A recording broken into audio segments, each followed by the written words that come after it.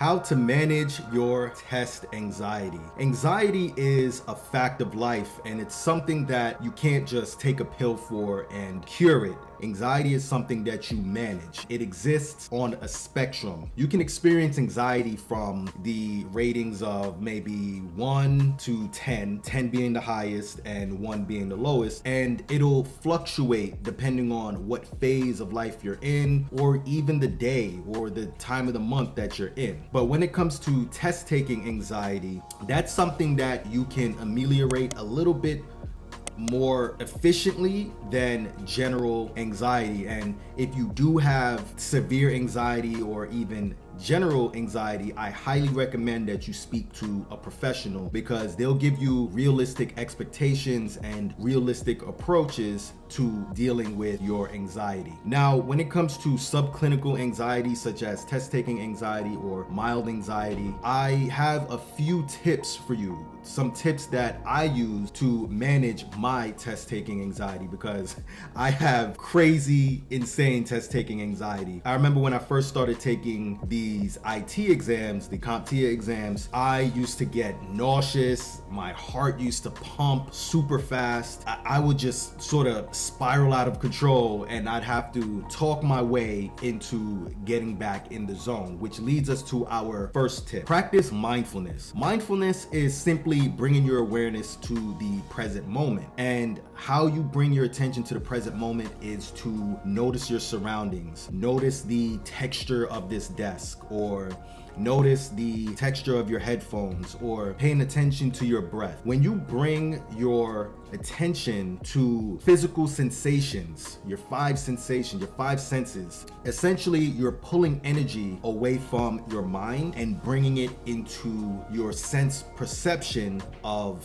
your environment. That slows down the inertia and the momentum of these anxious thoughts that you're producing. A lot of these thoughts can be intrusive thoughts. They can be thoughts that you didn't even know that you can think. They can be thoughts that are telling you negative things, like you're gonna fail the exam and that you're not good enough. It could be imposter feelings. But if you focus on taking your energy away from your head and bringing it into your surroundings, you'll diffuse the energy feeding these anxious thoughts. You can also bring your energy into your body, like I mentioned before, paying attention to your breath. Also, maybe paying attention to physical sensations, like maybe your arms on your chair, and just something to anchor you into the present moment. The second tip I have for you: make sure that you're getting a good night's sleep. Sleep is so important for your mental health. On a biological level, when you sleep, your body is regulating your hormones, it's cleaning your brain. Yes, you can clean your brain while sleeping. There's these cells, I believe, called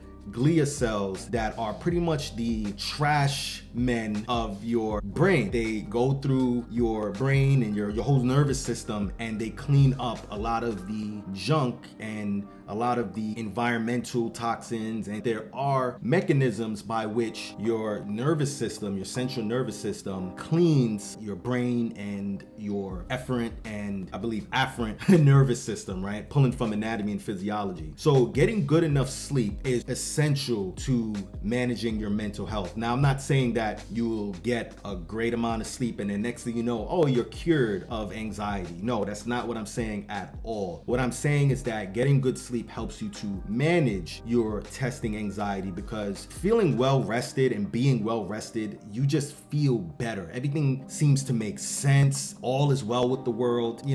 Say for instance, we all know what it feels like to be cranky from from being, sleepy and hungry and stuff like that. And I'm laughing because referring to adults as cranky is something that I refer to toddlers as cranky, but us adults get cranky as well, right? So getting enough sleep, maybe 6 to 8 hours, it differs from person to person, will be sufficient for you to better manage this test anxiety, especially if it's right before the exam or the night before the exam, which is difficult for a lot of us, because I know myself personally, I can't sleep the night before an exam. That leads me into my next point. You have to reduce your coffee intake, because coffee actually exacerbates your anxiety. If you are at a 3 on the anxiety scale between 1 and 10, and you have a cup of coffee, that'll most likely take your anxiety up to about a 6 or 8, or at least I know that's where it takes me. And I know it can be hard to reduce your coffee intake, especially if you didn't have a good night's sleep, but that's not going to improve your performance in any meaningful way if it exacerbates your anxiety. If it brings your anxiety to a level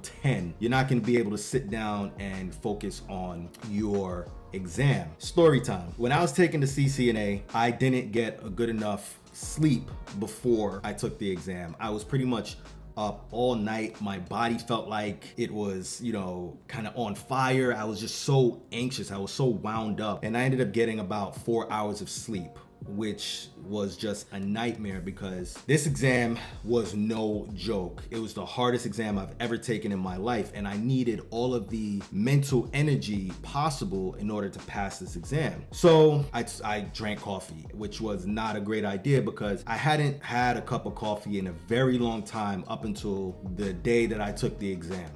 So there was some pros and cons to it. I did feel more alert. I did feel, like I was awake. Then I ended up just almost spiraling out of control on the exam because there was just so much going on, and I felt like the sky was falling.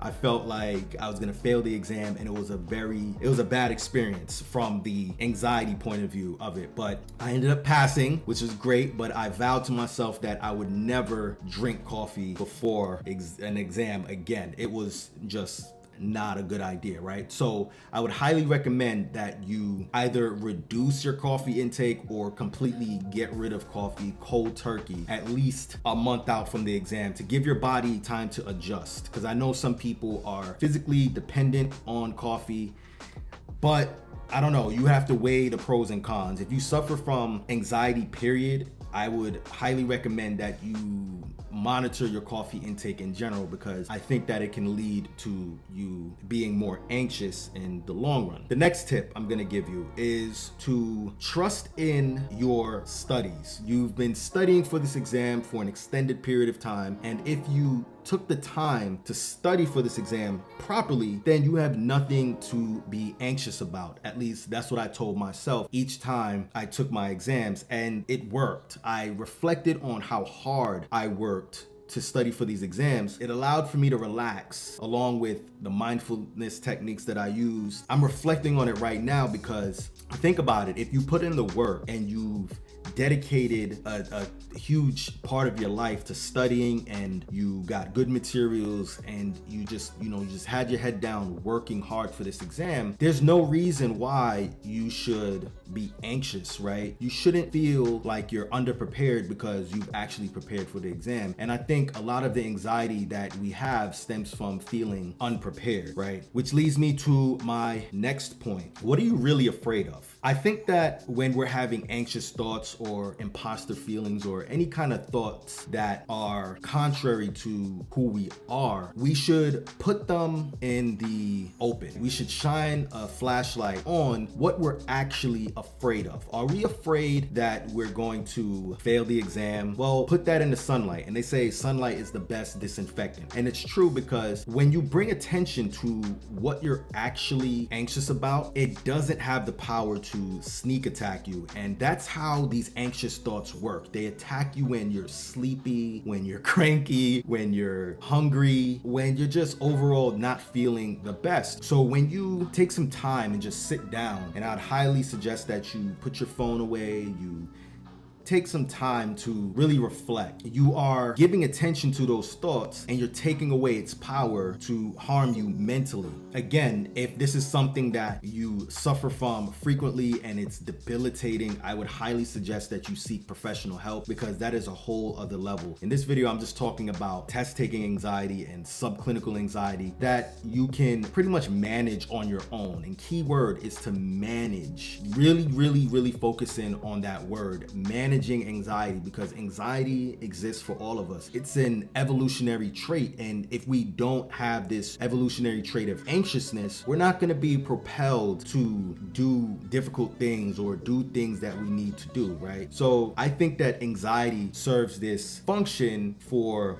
keeping us alive. If you've never experienced anxiety ever? How would you know to get out of the way of a moving vehicle that's coming at you? Or how would you know to make quick reflexes that can save your life or the life of your loved ones? So anxiety is there for a reason. It's a feature, it's not a bug. And you have to learn to manage it and put it into its rightful place. So that's all I have for you on test taking anxiety and how to manage it. If you like videos like this, click right here, and I will talk to you guys next time.